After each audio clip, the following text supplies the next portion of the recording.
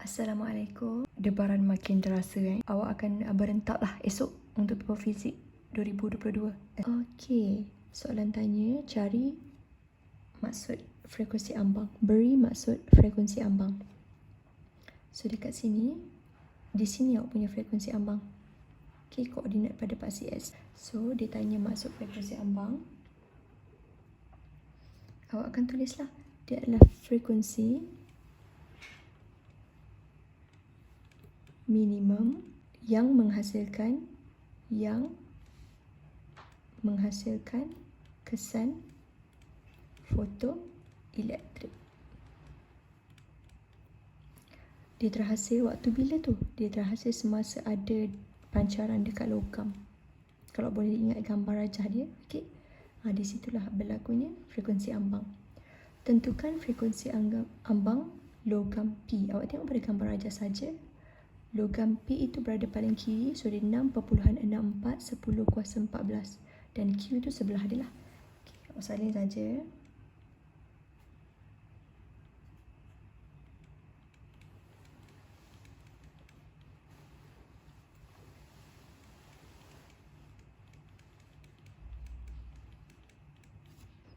Okey, untuk soalan seterusnya, soalan C, dia minta awak hitungkan nilai fungsi kerja diberi pemalar Planck dan tadi ada frekuensi ambang.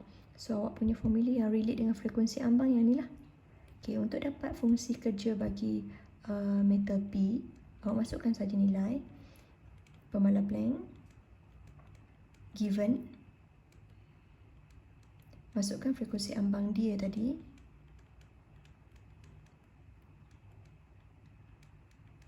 dan akhir sekali awak punya nilai akan dapat 4.4023 10 kuasa negatif 19 unit joule. Okey, so untuk fungsi kerja bagi Q, dia sama formula. Masukkan saja nilai H dulu. Kita tekan kalkulator. Masukkan nilai F0, F ambang dia. Dan awak akan dapat jawapan 6.85542 10 kuasa negatif 19. Okey, elektronik, awak akan nampak tiup palang Maltese. Okey, dia mesti ada pancaran sinar katod dekat sini. Ada elektron memecut pada proses pancaran termion. Alright? So, ni hasil pancaran termion tu. Akan ada sinar pada skrin. Okey, soalan tanya, takrifkan apakah itu maksud pancaran termion. So, akan jawab pancaran elektron. Okey, dia terbebas. Terbebas dari mana? Terbebas dari permukaan logam yang dipanaskan.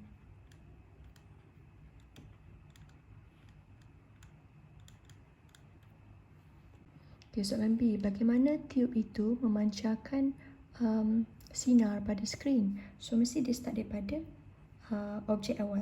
Apa yang berlaku? Mesti akan ada sinar semasa proses pancaran termion tu. Sinar katod akan memancarkan elektron. Okay, satu markah. Kemudian awak akan bagi tahu lah dekat tengah-tengah tu ada palang Maltese. Palang Maltese tu menghalang sinar yang lalu tadi.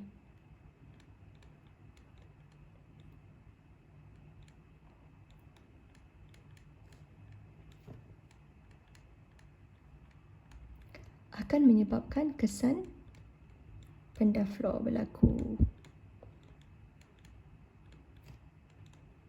Okey. Untuk soalan pengiraan ni, dia tanya jumlah cas. Jumlah cas ialah Q. Okey, masukkan saja formula. Awak given arus dan awak given masa. Okey, masa awak dalam saat, so terus ganti saja. Awak akan dapat dalam unit coulomb. Okey, formula seterusnya melibatkan tenaga kinetik. So, tenaga kinetik ialah setengah mv kuasa 2. Tapi sekarang awak ada pergerakan daripada elektrik. So, bila ada pergerakan daripada elektrik, dia juga melibatkan persamaan dengan elektrik. Okey, formula tenaga elektrik adalah EV. So, boleh jadikan dia prinsip keabadian tenaga lah, relatekan mereka berdua. So soalan tanya hitungkan tenaga kinetik. So boleh masukkan saja nilai, pakai je nilai yang ni. Okay. So untuk dapatkan tenaga kinetik ialah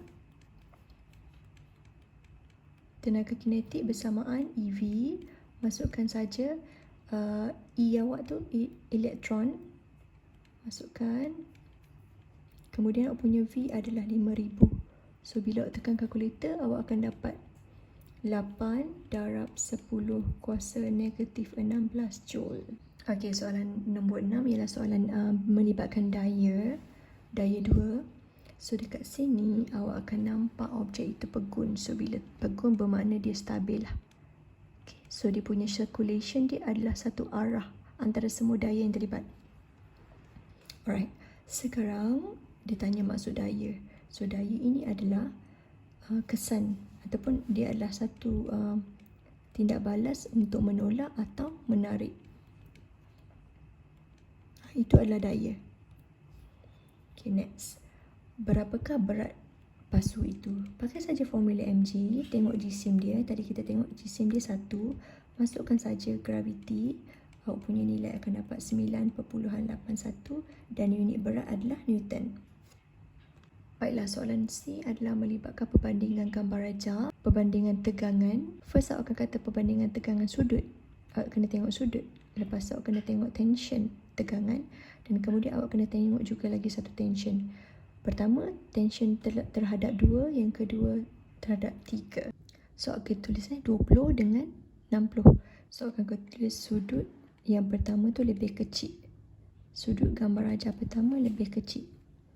Okay, kalau compare yang tadi, yang kedua awak akan nampak dia stabil, betul. Stabil pada arah yang songsang. Berarti tegangan 1 akan sama nilai dengan tegangan nombor 2. Dan yang tegangan 1 dan 3 pula. So dekat sini T1 awak tu lebih kecil nilai daripada T3. So akan bandingkan dekat sini saiz sudut dengan tegangan. Contoh tadi saya katakan, awak pegang barang, body awak ni dengan sudut yang besar. Berarti tension yang akan terhasil, daya ke atas tu akan lebih tinggi. Sakit compact tu awak pegang barang pada sudut yang rendah. So dia akan kurang stretch. So sudut rendah, daya rendah. So, semakin tinggi sudut, semakin besar tegangan. Baiklah, awak tambah lagi tanah kepada pasu atas dan pasu bawah. Dia tanya tali mana yang senang putus. Gambar rajah mana talinya putus dulu. So, as I said, sudut yang besar, tension dia dah besar. Dia dah stretch dah sudut yang besar ni. So, kalau kita tambah lagi beban ke bawah, dia akan menyebabkan stres tu lagi berganda. Okey, bermakna T yang bawah tu dia akan lebih putus, mudah putus. Reason awak akan kata sebabnya bila ditambah berat, tegangan dia akan semakin bertambah. Stretchnya akan lebih besar. Bertambah. Kena mention kuantiti fizik dia. Okey, kita berada di nombor 7, tajuk elektromagnet. So, akan nampaklah dekat sini ada Lenz law. Sebab dia ada cerita tentang menentang arah. Nampak tu, menentang arah. Daya awak ke sana. So, bila daya ke sana, awak akan menggunakan konsep genggaman tangan kanan tau. Ini bila melibatkan Lenz. Okey, Lenz. So, kalau saya ambil genggaman tangan kanan saya ni, awak akan nampak bila masuk, sini akan cenderung untuk jadi utara juga. Sebab dia nak menentang utara yang datang tu. Macam bini muda dengan bini tua. Dia akan menentang antara satu sama lain. So, saya akan menjadi kat utara kat sini. U saya kat sini. So, saya punya arah anak panah saya ni akan naik ke atas. Jari jemari saya ni akan naik ke atas. So, dia akan jadi macam tu. So, dia akan pergi macam tu. So, dia akan menyebabkan arus lalu. Okay? First question, apa yang dimaksudkan dengan aruhan elektromagnet? Yang awak dah selalu jawab dah. Awak akan kata DGE, aruhan yang terhasil akibat daripada konduktor yang ada gerakan relatif dengan medan magnet. Okay, selepas awak tulis macam tu, awak kena tanda arah arus yang mengalir. Okey, tadi saya tunjuk saya punya jari yang sini. Jari saya naik betul. Apabila utara itu cuba menentang arah yang masuk. So, bila dia cuba menentang, dia jadi utara. So, jari saya akan naik. Dan arus saya akan menghala macam ni. Ni arah arus ni. And now soalan jelaskan alasan. Okay. So ada transformer, dia tanya dawai mana untuk meningkatkan kecekapan. Untuk mencapai transformer yang unggul, dia mesti mempunyai sifat arus dia bagus, arus dia tinggi. Barulah dia unggul. Macam mana cikgu tahu? Cikgu akan tengok pada formula transformer ni. Contoh macam ni. So bila 100%, maknanya kalau saya alihkan V ke sana dan N ke sana, so akan nampaklah N per V untuk primer dengan N per V untuk sekunder. Before ni 100%, after ni pun 100%, bermakna dia tak ada kebocoran tenaga. So bila dia unggul dengan arus yang tinggi, kita kena pastikan rintangan pilihan kita tu mesti rendah. Bermakna kita biasanya akan pilih cuprum. Kalau compact tu nichrome tak nak. Dia fungsi dia terbalik. Okay, fungsi nichrome dengan cuprum ni tak sama. So akan kata besi pun tak nak. Kita nak ambil besi lembut sebab kita nak dia di magnet dan nyah magnet. So pilihan awak ialah A. Teras besi berlamina, of course. Okay, jom dawai. Awak nak dawai cuprum. Tadi kita kata kita nak mempunyai rintangan yang rendah. Periksa nanti tulis penuh. Saya buat dia punya point saja. Teras, mesti awak nak teras besi lembut. Kenapa? Sebab awak nak mudah untuk dinyah dan dimagnetkan. Okay, teras besi lembut. Okay, terus awak kena pilih teras besi berlamina. Lamina ni macam laminate tau. Awak plastikkan dia. So, bila awak plastikkan dia, dia ibarat awak jaga keselamatan dia. Sebab awak tak nak berlaku kebocoran arus. Ataupun awak tak nak berlaku kehilangan arus. Awak nak arus awak tu perfect lalu. Barulah dia unggul. So, pilihan awak ialah pilihan A. Okey, tajuk tekanan. Kalau tengok dekat sini, awak dah tahu dah lama tak jumpa tekanan Pascal. So, kita jumpa akhirnya di sini. So, awak sebenarnya dah agak cekap. So, kita teruslah tulis apa itu maksud Pascal. So, Pascal menyatakan tekanan pada satu pendali dalam objek yang tertutup akan dipindahkan secara seragam. Okey, terangkan macam mana Y itu naik. Okey, kalau saya boleh buat secara simbol sahaja. Y itu naik, omboh itu disebabkan oleh daya pada omboh kanan itu lebih besar. Okey, macam mana daya sebelah kanan itu lebih besar? Sebab berlaku aliran tekanan yang seragam. Betul? Ini menurut Pascal lah. Aliran tekanan kiri sama dengan aliran tekanan kanan. Macam mana tekanan kiri boleh mengalir ke kanan? Sebab berlakunya daya pertama yang menolak objek. Tolak objek pada luas kerata rentas yang kiri tu. So, kena mention lah luas kerata rentas yang kiri itu adalah lebih kecil daripada luas kerata rentas yang kanan. Tapi tulis dalam bentuk yang lebih cantik lah. Ini saya simbolkan saja. Okey, untuk faktor penggandaan, bila disebut penggandaan bermakna daripada kecil ke besar ataupun besar ke kecil. Okey, so kena buat dalam bentuk nisbah. So akan kata penggandaan antara luas komponen omboh kanan terhadap kiri contohnya. So akan tulislah kalau kanan tu berapa, kiri tu berapa, awak terus tulis. Maknanya awak boleh potong unit. So faktor penggandaan ni tidak ada unit. So diberi luas 2 dan 1 ke atas saya terus masuk nilai. So akan dapat 3. 9 bagi 3. Okey, tekanan. So bila masukkan tekanan, awak kena tahulah bila mereka sama nilai kiri dan kanan, bererti awak boleh cari tekanan daripada mana-mana kanan atau kiri. So katakanlah saya nak tahu yang bahagian Y. So saya tulislah nilai. Jadi saya akan dapat nilai 2666.7 Pascal. Okey, daya. Macam mana saya nak menghasilkan daya? Okey, saya masukkan saja formula Pascal tadi. F1 per A1, F2 per A2. So macam ni lah. Awak jadikan F sorang-sorang, F yang kedua sebab dia nak tanya umur pada Y kan. So awak adjustkan, awak akan nampak balik faktor penggandaan tu. So bila awak nampak balik, awak boleh gantikan nilai 3 tadi. So barulah at the end of the day, masukkan daya 1, awak akan dapat 240 Newton. Okay, this one is nampak dia guna balik faktor penggandaan ni. Berarti bila awak guna faktor penggandaan, berarti dia punya nilai tekanan besar lah ni. Okay, sebab dia A per A tu tinggi. Okay, so dekat sini dia nak tanya sistem brake yang mana yang bagus. Tu soalan dia. Okay, first dia ada masalah tidak berfungsi. So bila tidak berfungsi dengan baik, awak nak modify dia. So dekat sini pilihan saya ialah saya nak pastikan adalah dia tekanan tinggi. Ciri saya mesti tekanan tinggi. So faktor penggandaan masih besar, betul. So this one saya reject terus. Saya nak tekanan besar.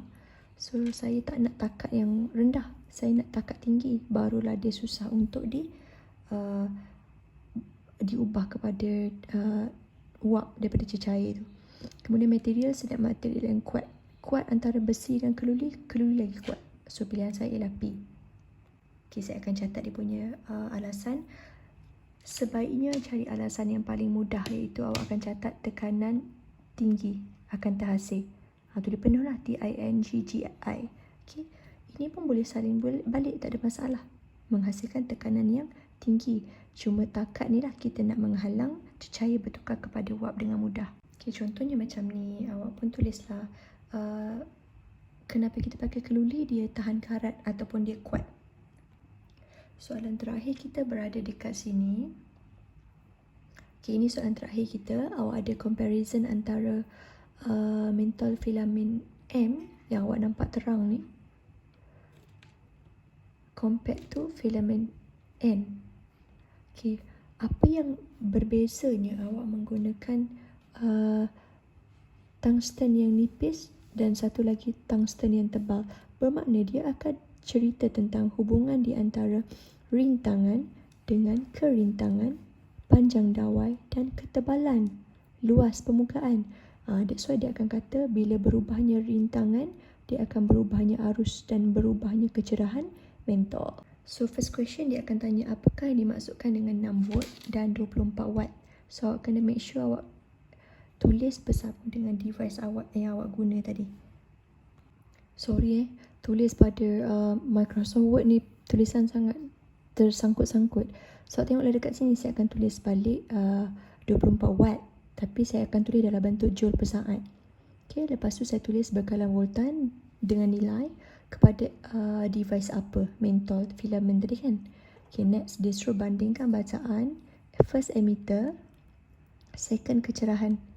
Okay, awak masukkanlah dalam point awak. Okay, saya tulis siap-siap So ni atas apa yang awak nampak saja pada diagram. Okay, dia akan cakap lah sebelah kiri tu nipis, betul? Sebelah kanan tu lebih tebal. So akan katalah sebelah M tu lebih kecil ketebalan dia. Alright, hubung kaitkan. So akan kata semakin di antara kecerahan dengan ketebalan. Lepas tu akan kata kesimpulan. Gegelung dawai jenis macam mana bersama dengan haba. Okay, jom kita tulis. So saya tulis banyak short ni sebab memang saya tulis sikit je dia sangkut terus. Nampak tu? So saya terpaksa simple-simplekan. Okay, semakin rendah ketebalan, semakin tinggi kecerahan. Awak tengok sebelah kiri untuk awak buat dia punya kesimpulan. Semakin rendah ketebalan, semakin tinggi tenaga elektrik. That's why dia nyala terang. Macam tu Okay, next nombor C.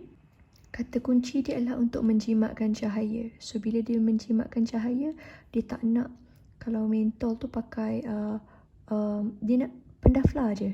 Dia nak yang jimat je. Dia tak nak yang ada candelier tu, tak nak, nanti membazir elektrik. Dia tak nak yang ni. Okay, terus Okay, first awak kena jimat. Tapi nak jimat pun awak kena tengok kepada kapasiti, kemampuan lah. Okay, dia adalah label 240 sesuai untuk yang ni. So, pada julat yang ni, kalau ambil terlampau tinggi atau terlampau rendah, dia tak boleh supply. Contoh tengok pada soalan. Okay, dengan menggunakan pengetahuan anda, kalau dia guna bekalan 120 dengan dia guna bekalan 450, apa yang berlaku kepada mental? Okay, macam ni Bila awak supply pada device yang memerlukan 240, awak bagi 120. Dia tak cukup. So dia akan malap. Untuk 450, dia over pula. So bila awak bagi juga 450, dia akan meletup alat tu nanti sebab dia terlebih power. So ini soalan modification. Awak nak panggang ikan di tempat yang berangin. Kata kunci soalan, awak nak masa pemanggangan tu singkat, bermakna awak jangan ulang masa yang singkat ni. Jangan ulang. Tapi awak tahulah awak nak cepatkan masakan. So dekat ciri ni, dia dah tulis siap-siap pada awak saiz pemanggang. Dia dah bantu dekat sini. Unsur pemanas, ciri tambahan. Yang ni awak kena fikirlah. Dia dah tambah sikit perkataan mudah alih. So awak boleh tambahkan dekat situ extra point. Okay, saya betul-betul tak boleh menulis dengan panjang. Dia sangat mengganggu saya. So tak apalah, saya draft idea saja. So untuk hasilkan heat, bermakna dia kena rintangan tinggi. Itu yang awak perlu tahu. So untuk tinggikan rintangan, as I said, awak boleh ulang banyak kali alasan ni kalau awak tak boleh fikir. So awak kena tahulah item pemasak, tempat masak tu mesti item nichrome. Dia mesti jenis yang bergelung dan dia mesti mempunyai space yang besar.